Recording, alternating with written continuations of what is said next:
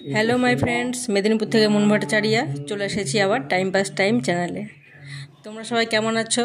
আশা করি সবাই খুব ভালোই আছো, আমিও খুব ভালো আছি। তো আজকের ব্লগটি শুরু হচ্ছে বিপত্তারিণী পূজা নিয়ে। পুরো ব্লগটি দেখার জন্য অনুরোধ রইল। এখানে দেখো, বিপত্তারিণী পূজা কিন্তু খুব কঠিন। সবাই কিন্তু এই ব্রত কিন্তু পালন করতে পারে না। এই ব্রত পালন করতে হলে অনেক কিন্তু নিয়ম আছে, নিষ্ঠা আছে। তাই আমি কিন্তু ভয়ে করি না। আমার শাশুড়ি মা কিন্তু প্রতি বছর করে, কিন্তু আমি করতে পারি না। পরে হয়তো আমাকেও করতে হবে, কিন্তু এখন তো করিনি। আশা করি চেষ্টা করলে অবশ্যই পারবো। তো দেখো, এখানে কত রকম প্রসাদ সাজানো হয়েছে, কত রকম কত কিছু, সবই 13 রকমের। যা কিছু হবে সবই কিন্তু 13 রকমের। 13 রকমের ফল, 13 রকমের প্রসাদ, যা কিছু সব কিছু। বাবা এখন মানে শ্বশুরমশাই এখন ঠাকুরের মাথায় ফুল চাপাবে, ওই জন্য ফুলটা রেডি করছে। ওদিকে বাবা মন্ত্র পড়ছে, আমি এদিকে ভিডিও করছি। দেখো, ঠাকুরের মাথায় ফুলটা চাপানো হবে। ফুলটা কিন্তু ঠিক কিছুক্ষণ পরে কিন্তু ফুলটা ঠিক পড়ে যাবে। পুরো ভিডিওটা না দেখলে তোমরা বুঝতে পারবে না। এই যে দেখো, এখানে কত সুন্দর করে ফুলটা চাপানো হলো। বাবা এবার মায়ের কাছে প্রার্থনা করছে, মাকে ডাকছে যে ফুলটা দাও মা।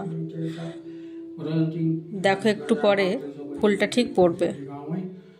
আর এই সময় কিন্তু তুমি যদি ওইখানে উপস্থিত থাকো, তোমার গায়ে কিন্তু কাঁটা দিয়ে দেবে, যেটা আমি নিজে প্রতিবারই উপলব্ধি করি। দেখো, এই যে ফুলটা দিয়ে দিল, সুতোটার জন্য বেঁধে গেছে। দেখো, তোমরা কীরকম কীরকম ব্রত করো সেটা অবশ্যই কমেন্ট করে জানিও।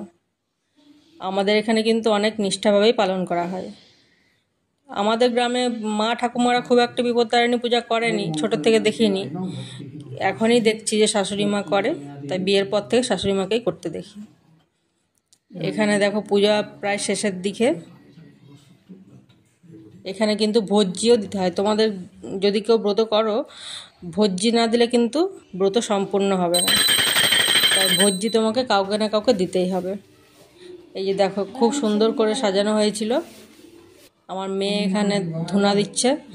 এখানে বসে গেছে শাশুড়ি মা পুষ্পাঞ্জলি দিতে। এখন পুষ্পাঞ্জলি চলছে। পুজো কিন্তু প্রায় শেষের দিকে। এই যে দেখো, আমার মেয়ে কিন্তু একটু বেশ ঠাকুরের প্রতি খুব মানে ভক্তি আছে। বলে ঘরে পুজো, স্কুল যাব, স্কুল আজকে যাব না। ও কিন্তু সমানে ওর ঠাম্মির সঙ্গে পুজোর জোগাড় দিয়ে এসেছে। সবাই ভালো থাকবে। ব্লগটি কেমন লাগলো অবশ্যই জানাবে।